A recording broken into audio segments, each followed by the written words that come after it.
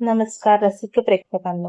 नवीन वर्षाचा उत्साह दारात उभी केलेली चैत्र पालवीची गुढी आणि वातावरणात असलेला सनईचा सूर तुम्हा सर्वांना गुढीपाडव्याच्या आणि हिंदू नववर्षाच्या मनपूर्वक शुभेच्छा. गुढीपाडवा हा दिवस 3.5 मुहूर्तांपैकी एक अत्यंत शुभ आणि सिद्ध मुहूर्त मानला जातो.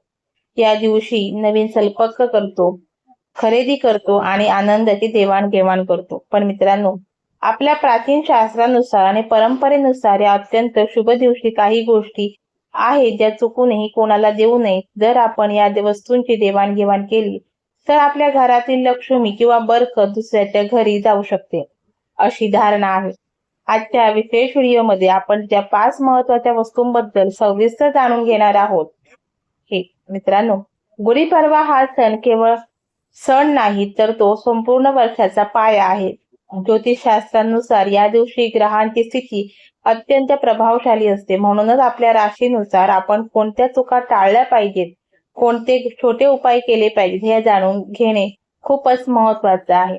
चला तर मग सविस्तर विषय जाणून घेऊ या 12 राशींबद्दल. 1. मेष आणि वृश्चिक. काय टाळावे? या राशींचा स्वामी मंगळ आहे. मंगळ हा अग्नितत्वाचा आणि रागाचा कारक आहे. या दिवशी तुम्ही कोणालाही तांब्याच्या वस्तू, गूळ किंवा लाल रंगाचे कपडे देऊ नका. सर्वात महत्वाचे म्हणजे या दिवशी घरामध्ये कोणाशीही वाद घालू नका किंवा अपशब्द बोलू नका. जर वर्षाच्या पहिल्याच दिवशी तुम्ही रागावलात तर संपूर्ण वर्षभर तुमच्या स्वभावात चिडचिडा राहू शकतो. शुभ उपाय. शुभ फळांसाठी या दिवशी हनुमानाचे दर्शन घ्या आणि उंबरठ्यावर शेंदुराचे स्वस्तिक काढा. यामुळे घरातील नकारात्मकता नष्ट होईल. 2. वृषभ आणि तूळ. काय करावे? या राशींचा स्वामी शुक्र आहे. शुक्र हा ऐश्वर्य, प्रेम, सुखाचा कारक मानला जातो. पाडव्याच्या दिवशी कोणालाही चांदीच्या वस्तू, सुगंधद्रव्ये, पांढऱ्या मिठाईचे दान करू नका. पांढऱ्या वस्तू घराबाहेर देणे म्हणजे स्वतःच्या आयुष्यातील सुखशांती दुसऱ्याला देण्यासारखे आहे. शुभ उपाय. या दिवशी देवी लक्ष्मीची उपासना करा आणि घराच्या मुख्य दरवाजाला गुलाबाच्या फुलांचे तोरण लावा. यामुळे वर्षभर तुमच्या घरात ऐश्वर्य नांदेल. 3. मिथुन आणि कन्या. काय टाळावे? तुमचा स्वामी बुध आहे, जो बुद्धी आणि व्यापारावर नियंत्रण ठेवतो.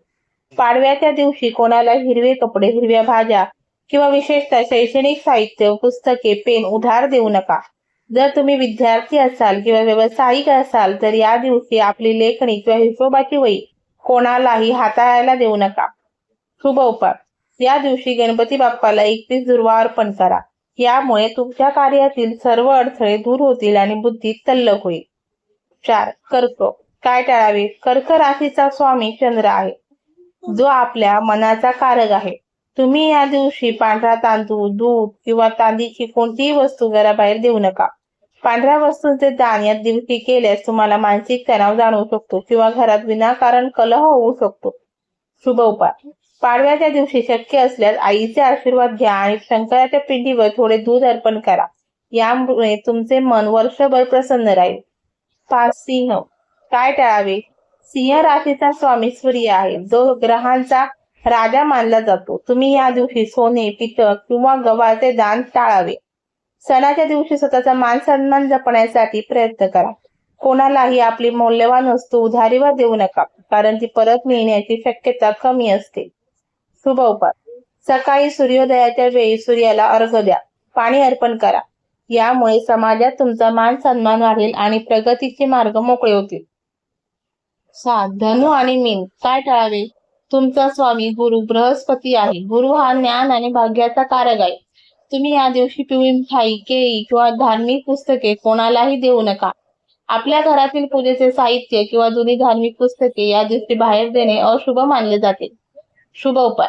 या दिवशी कपाळावर केशर किंवा हळदीचा टिळा लावा आणि विष्णू सहस्रनामाचे पठण करा.